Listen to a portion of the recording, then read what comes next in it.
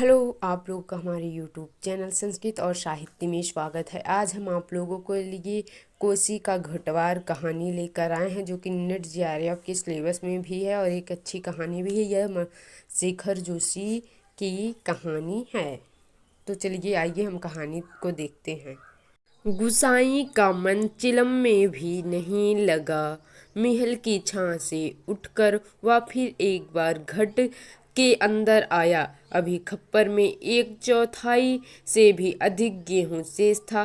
खप्पर में हाथ डालकर उसने व्यर्थ ही उल्टा पलटा और चक्की के पाटों के वृत्त में फैले हुए आटों को झाड़कर एक ढेर बना दिया।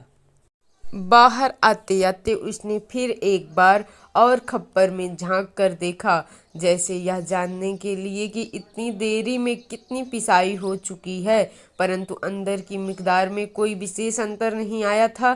खसखस की ध्वनि के साथ अत्यंत धीमी गति से ऊपर का पाट चल रहा था। घट का प्रवेश द्वार बहुत कम ऊंचा था, खूब नीचे तक झुककर बाहर निकला। सिर के बालों और बाहों पर आटे की एक हल्की सफेद परत बैठ गई थी। खंभे का सहारा लेकर वह बुदबुदाया जा, रसाला, सुबह से अब तक 10 पसेरी भी नहीं हुआ। सूरज कहाँ का कहाँ चला गया है। कैसी अनहोनी बात है। बात अनहोनी तो है ही। जेठ बीत रहा है, आकाश में कहीं बादलों का नामो निशान भी नहीं है। अन्य वर्षों में अब तक लोगों की धान रोपाई पूरी हो जाती थी, पर इस साल नदी नाले सब सूखे पड़े हैं।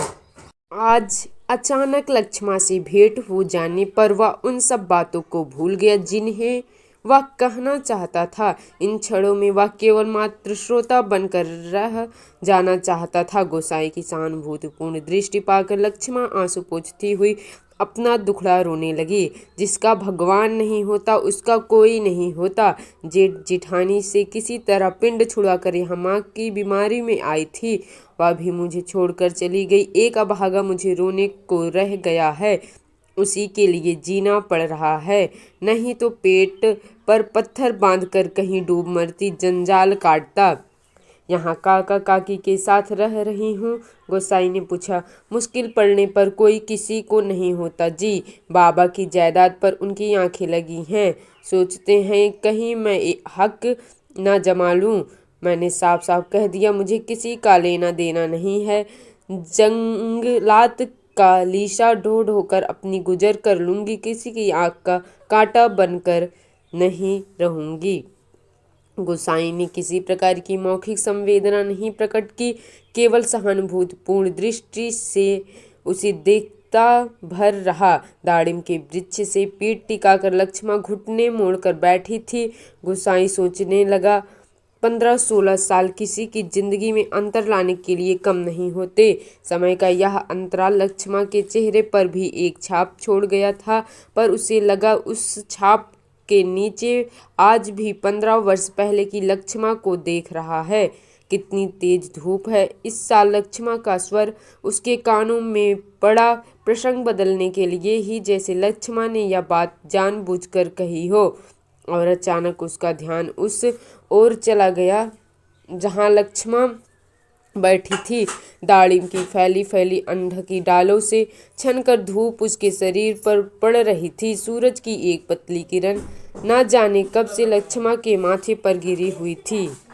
घट में कुछ देर पहले डाला हुआ पिसान समाप्ति पर था। नंबर पर रखे हुए पिसान की जगह उसने जाकर जल्दी जल्दी लक्ष्मा का अनाज खप्पर में खाली कर दिया। धीरे धीरे चलकर गुसाई गुल के किनारे तक गया। अपनी अंजलि से भर भर कर उसने पानी पिया और फिर पास ही एक बंजर घट के अंदर जाकर पीतल और अल्मुनियम के कुछ बर्तन लेकर आग के निकट लौट आया। आसपास पड़ी हुई सूखी लकड़ियों का बटोर कर उसने आग सुलगाई और एक काली पूती बटलोई में पानी रखकर जाते जाते लक्ष्मा की ओर मुंह कर कह गया, चाय का टाइम भी हो रहा है, पानी उबल जाए तो पत्ती डाल देना, पुड़िया में पड़ी है। लक्ष्मण ने कोई उत्तर नहीं दिया। वह उसी नदी के किनारे और जाने वाली पगडंडी पर जाता हुआ देखती रही। सड़क किनारे की दुकान से दूध लेकर लौटते लौटते गुसाई को काफी समय लग गया था। वापस आने पर उसने देखा एक 6-7 वर्ष का बच्चा लक्ष्मा की देह से सटकर बैठा हुआ है। बच्चे का परिचय देने की इच्छा से। जैसे लक्ष्मण ने कहा, इस छोकरे को घड़ी भर के लिए भी चैन नहीं मिलता, जाने कैसे पूछता खोजता मेरी जान खाने को यहाँ भी पहुँच गया। गुसाई ने लक्ष्य किया कि बच्चा बार बार उसकी दृष्टि बचाकर माँ से किसी चीज के लिए जिद कर रहा है। एक बार झुंझुला कर लक्ष्मण ने उसे झिड़क दिया, चुप रहा, अभी लौट कर घर जाएंगे, इतनी सी देर में मरा क्यों जा रहा है। चाय के पानी में दूध डालकर गुसाई फिर उसी बंजर घट में गया। एक थाली में आटा लेकर वह गुल के किनारे बैठा बैठा उसे गूंथने लगा। मेहल के पेड़ की ओर आते समय उसने साथ में 2-1 बर्तन और ले लिए।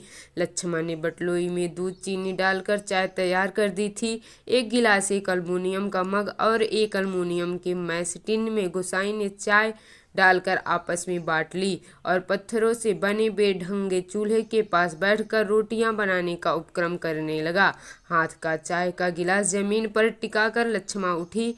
आटे की थाली अपनी ओर खिसकाकर उसने स्वयं रोटी पका देने की इच्छा ऐसे स्वर में प्रकट की कि गोसाई न कह सके। वह खड़ा खड़ा उसे रोटी पकाते हुए देखता रहा। गोल गोल डिबिया सरीखी रोटियां चूल्हे में खिलने लगी।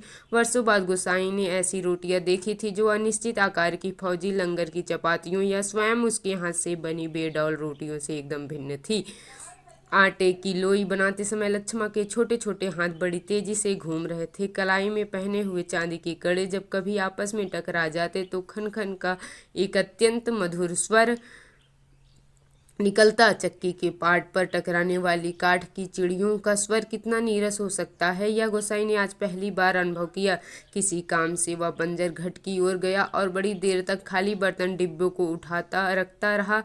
वह लौटकर आया तो लक्ष्मण रोटी बनाकर बर्तनों को समेट चुकी थी और अब आटे में सने हाथों को धो रही थी। गोसाई ने बच्चे की ओर देखा, वह दोनों हाथों में चाय का मग थामे टकटकी लगाकर गोसाई को देखे जा रहा था।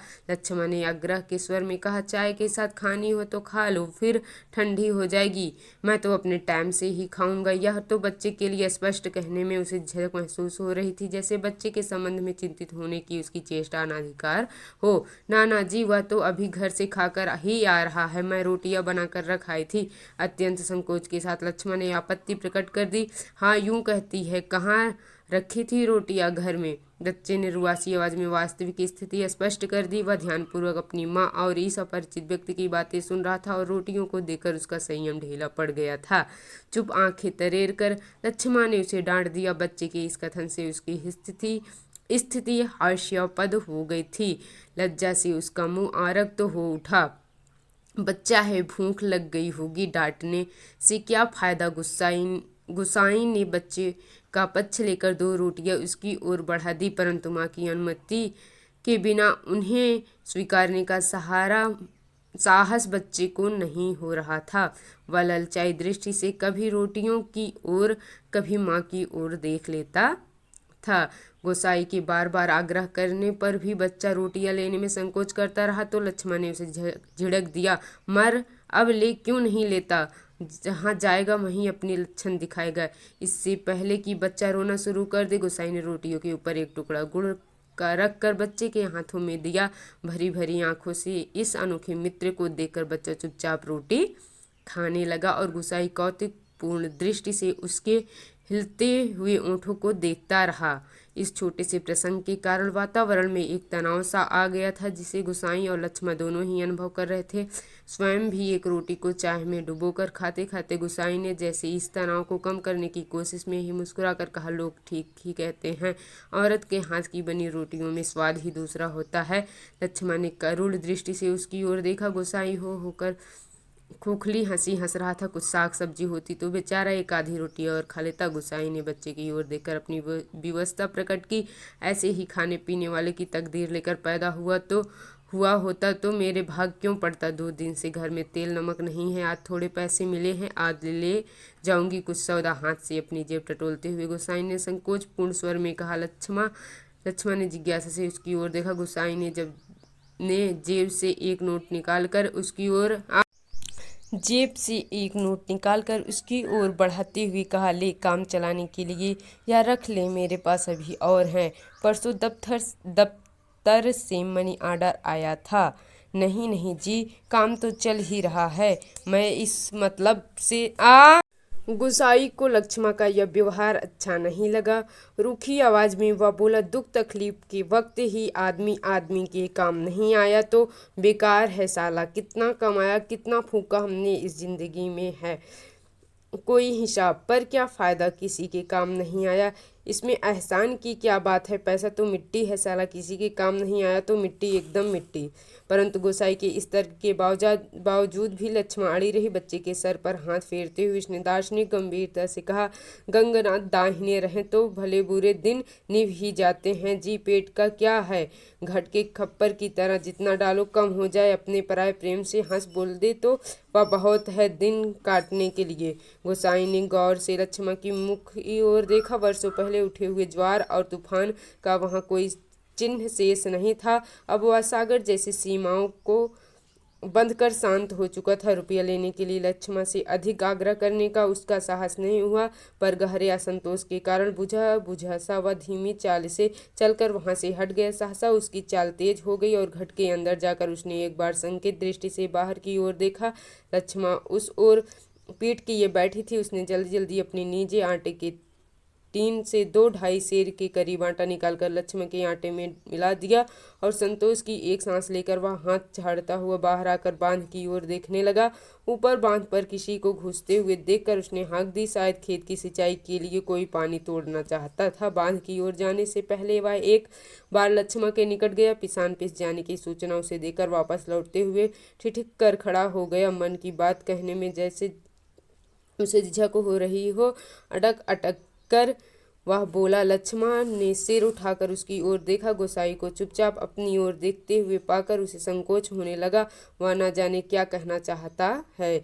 इस बात की आशंका से उसके मुंह का रंग अचानक फीका पड़ने लगा, पर गोसाई झुकते हुए केवल इतना ही कहा, कभी 4 पैसे जुड़ जाए तो गंगानाथ को जाकर लगाकर भूल चूक की माफ़ी मांग लेना। पूत परिवार वालों को देवी देवता के कोप से बचा रहना चाहिए। लक्ष्मा की बात सुनने के लिए वह नहीं रुका।